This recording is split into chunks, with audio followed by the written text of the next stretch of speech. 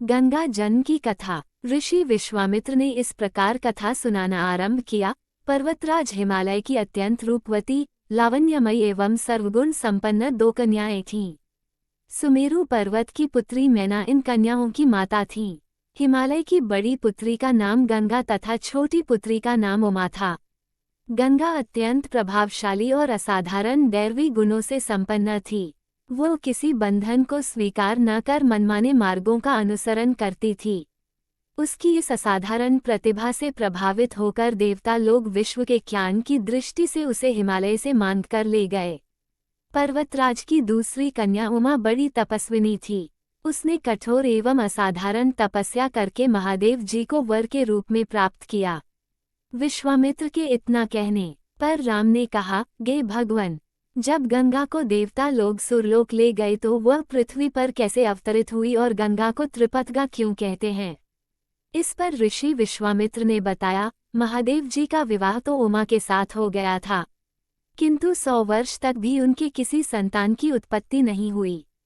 एक बार महादेव जी के मन में संतान उत्पन्न करने का विचार आया। जब उनके इस विचार की सूचना ब्रह्मा जी सहित देवताओं को मिली तो वे विचार करने लगे कि शिव जी के संतान के तेज को कौन संभाल सकेगा।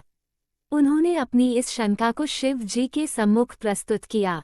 उनके कहने पर अग्नि ने ये भार ग्रहण किया और परिणामस्वरूप अग्नि के समान महान तेजस्वी स्वामी कार्तिकेय का जन्म हुआ। देवताओं के इस षड्यंत्र से उमा के संतान होने में बाधा पड़ी तो उन्होंने क्रुद्ध होकर देवताओं को शाप दे दिया कि भविष्य में वे कभी पिता नहीं बन सकेंगे। इस बीच सुरलोक में विचरण करती हुई गंगा से उमा की भेंट हुई। गंगा ने उमा से कहा कि मुझे सुरलोक में विचरण करत हुए बहुत दिन हो गए हैं। मेरी इच्छा है कि मैं अपनी मातृभूमि पृथ्वी पर विचरण करूं। उमा ने गंगा आश्वासन दिया कि वे इसके लिए कोई प्रबंध करने का प्रयत्न करेगी। वत्स राम, तुम्हारी ही अयोध्यापुरी में सगर नाम के एक राजा थे। उनके कोई पुत्र नहीं था। सगर की पटरानी केशिनी विदर्भ प्रांत के राजा की पुत्री थी। केशिनी सुंदर, धर्मात्मा और सत्यप्रायण थी। सगर की दूसरी रानी का नाम सुमति थी, जो राजा अरिष्टनेमि की कन्या थी। दोनों रानियों को लेकर महाराज सगर हिमालय के भृगुप्रस्रवण नामक प्रांत में जाकर पुत्र प्राप्ति के लिए तपस्या करने लगे। उनकी तपस्या से प्रसन्न होकर महर्षि भृगु ने उन्हें वर दिया कि तुम्हें बहुत से पुत्रों की प्राप्ति होगी। दोनों रानियों में से एक का केवल एक ही पुत्र होगा, जो कि वंश को बढ़ाएगा और दूसरी के 60,000 पुत्र होंगे। कौन सी रानी कितने पुत्र चाहती है, इसका निर्णय वे स्वयं आपस में मिलकर कर लें। केशिनी ने वंश को बढ़ाने वाले एक पुत्र की कामना की और गरुड़ की बहन सुमति ने 60,000 बलवान पुत्रों की। उचित समय पर रानी केशिनी ने असमंजस नामक पुत्र को जन्म दिया। रानी सुमति के गर्भ से एक तूंबा निकल जिसे फोड़ने पर छोटे छोटे 60,000 पुत्र निकले।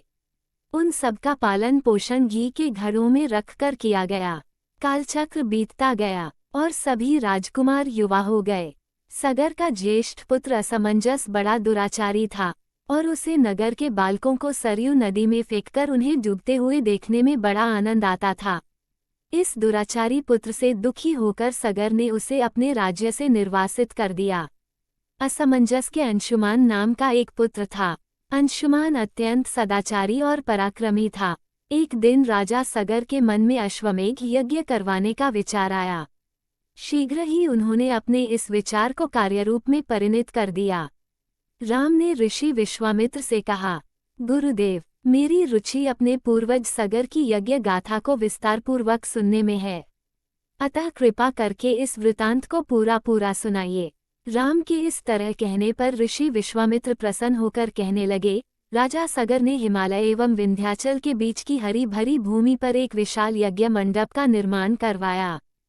फिर अश्वमेघ यज्ञ के लिए श्यामकर्ण घोड़ा छोड़कर उसकी रक्षा के लिए पराक्रमी अंशुमान को सेना के साथ उसके पीछे पीछे भेज दिया। यज्ञ की संभावित सफलता के परिणाम की आशंका से भयभीत होकर इंद्र ने एक राक्षस का रूप धारण करके उस घोड़े को चुरा लिया। घोड़े की चोरी की सूचना पाकर सगर ने अपने 60,000 पुत्रों को आदेश दिया कि घोड़ा चुराने वाले को पकड़कर या मारकर घोड़ा वापस लाओ।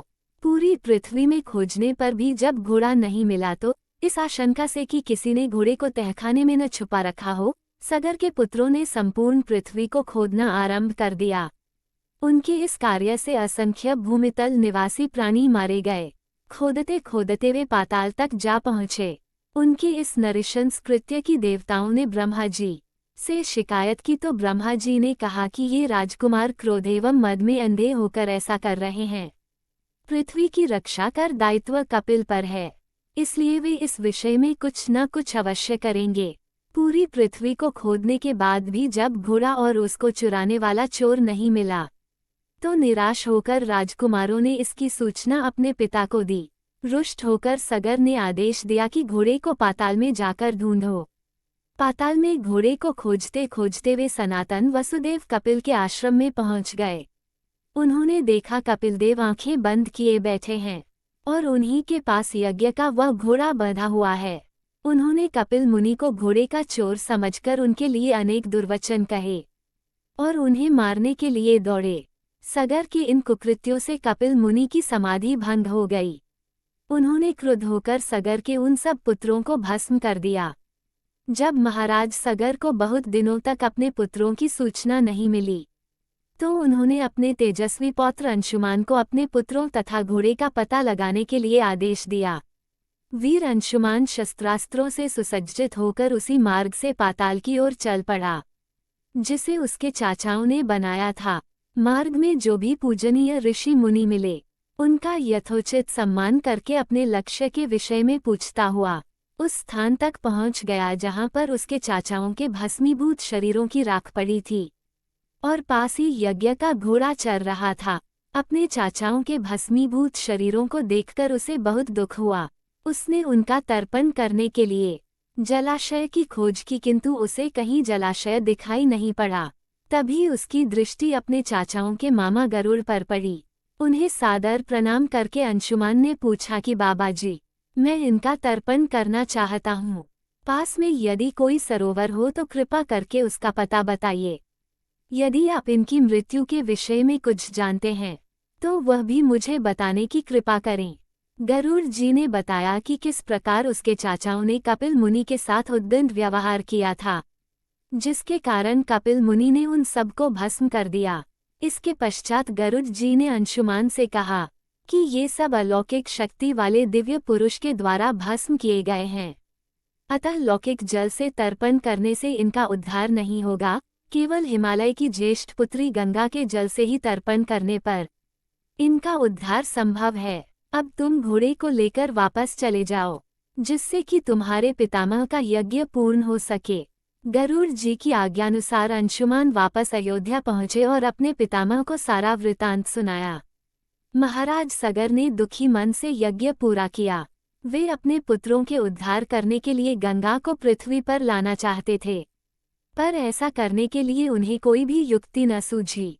थोड़ा रुककर ऋषि विश्वामित्र कहा, महाराज सगर के देहांत के पश्चात अंशुमान बड़ी न्यायप्रियता के साथ शासन करने लगे। अंशुमान के परम प्रतापी पुत्र दिलीप हुए।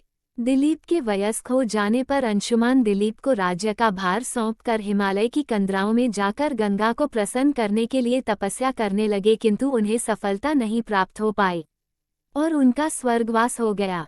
इधर जब राजा दिलीप का धर्मनिष्ठ पुत्र भागीरथ बड़ा हुआ तो उसे राज्य का भार सौंपकर दिलीप भी गंगा को पृथ्वी पर लाने के लिए तपस्या करने चले गए, पर उन्हें भी मनवांछित फल नहीं मिला। भागीरथ बड़े प्रजावत्सल नरेश थे, किंतु उनकी कोई संतान नहीं हुई। इस पर वे अपने राज्य का भार मंत्रियों को सौंपकर स्वयं गंगावतरण के लिए गोकर्ण नामक तीर्थ पर जाकर कठोर तपस्या करने लगे। उनकी अभूतपूर्व तपस्या से प्रसन्न होकर ब्रह्मा जी ने उन्हें वर मांगने के लिए कहा। भागीरथ ने ब्रह्मा जी से कहा कि हे प्रभो, यदि आप मुझ पर प्रसन्न हैं तो मुझे यह वर दीजिए कि सगर के पुत्रों को मेरे प्रयत्नों से गंगा का जल प्राप्त हो, जिससे कि उनका उद्धार हो सके। इसके अतिरिक्त मुझे संतान प्राप्ति का भी वर दीजिए ताकि इक्ष्वाकु वंश नष्ट न हो। ब्रह्मा जी ने कहा कि संतान का तेरा मनोरथ शीघ्र ही पूर्ण होगा, किंतु तुम्हारे मांगे गए प्रथम वरदान को देने में कठिनाई यह है कि जब गंगा जी वेग के साथ पृथ्वी पर अवतरित होंगी तो उनके वेग को पृथ्वी संभाल नहीं सकेगी।